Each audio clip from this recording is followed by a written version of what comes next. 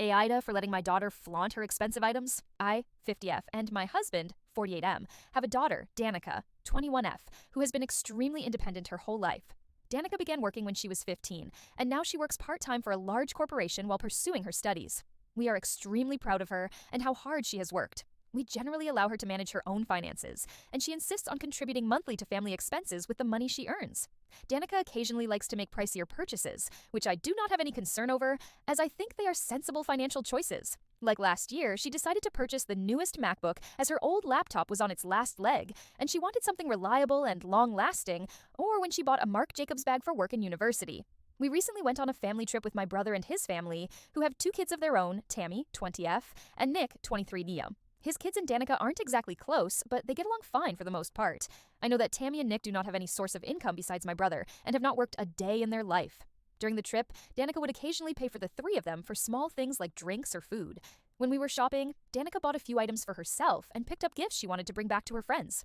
During dinner that night, my sister-in-law, brother's wife, told my husband and me that we were spoiling Danica too much with her purchases. We explained that Danica earned her own money, and every cent came from her job. Sister-in-law then proceeded to point and tell Danica that if that was the case, she shouldn't be flaunting her purchases and items in front of her cousins who don't have a cushy little office job and parents who spoiled her into the person she is.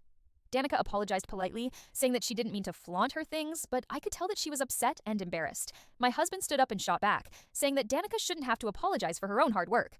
I also pointed out that Danica has been financially independent since she was 15 and that we've always done our best not to spoil her.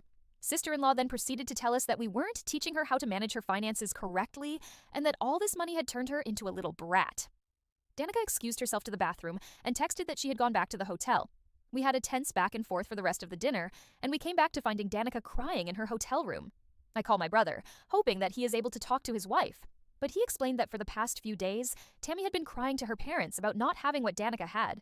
She had been whining to her mom that she wanted the newest MacBook as well, but she refused to get it for her.